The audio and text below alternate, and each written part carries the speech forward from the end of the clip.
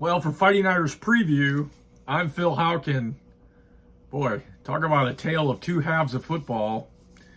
But it all resolved in Notre Dame's favor finally today. Notre Dame wins 35-32 and didn't escape this win with the victory until Matt Salerno fell on an onside kick with 1 minute and 20 seconds to go in the game.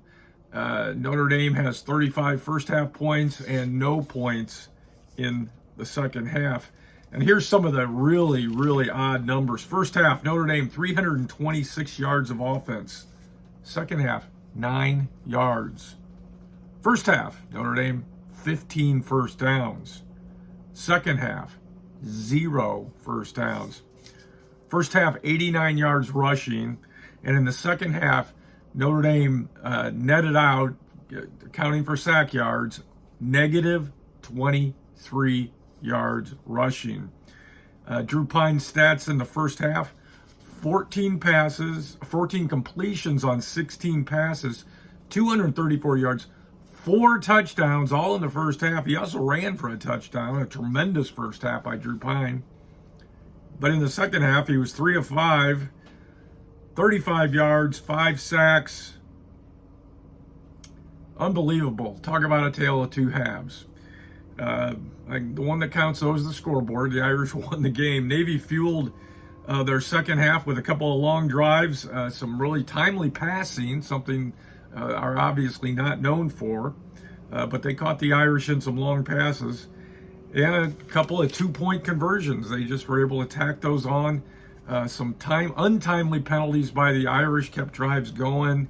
Notre Dame just didn't seem like they could get on track for anything in the second half. About the best thing they did was on the first drive of the second half. They did hold Navy to a field goal. Other than that, Navy, I think, scored on every other possession. But then, like I said, with 1 minute and 20 seconds left in the game, it took Matt Salerno falling on an onside kick to finally seal the victory for the Irish. ND, I thought, was hurt defensively by and I was saying this from the start of the game, by the absence of safety Brandon Joseph and linebacker J.D. Bertrand. We knew about Joseph, but until today didn't know that Bertrand also was injured.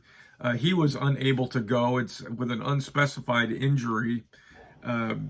And we'll find out more about that in the post game, and no doubt as the week goes on. Those two guys were going to be counted on, or would have been counted on, as key defenders against the Navy option. The offense, the offense for the Irish in the second half was also unable to deal with max blitz pressures that Navy brought. Navy made the adjustment at halftime that they were going to sell out and stop the Irish from passing by putting pressure on Drew Pyne, and they did it. And they sacked him 5 times in the second half. And Notre Dame still, despite bringing all that max pressures, could not find an answer. It was almost like Notre Dame was a little paralyzed and was just trying to establish their ground game, and Navy was good enough against the ground game to keep that from getting any first downs.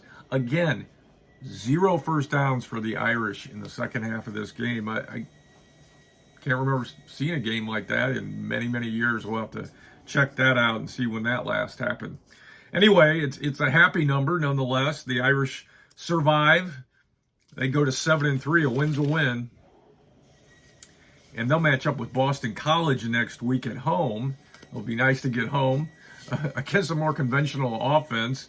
The homecoming of Phil Jurkovec, though, so you just never know. BC, though, not having a good year. They're 2-7, and they're trailing early in their game today against number 16 ranked North Carolina State. So that's it. The final from Baltimore: Notre Dame 35, Navy 32. Oh, did I mention that DePaul defeated Wabash today in the Monon Bell game 49-14? That is a very happy total. And also the Irish won, so that's a doubleheader that you just can't deny is a good thing, no matter how it was done.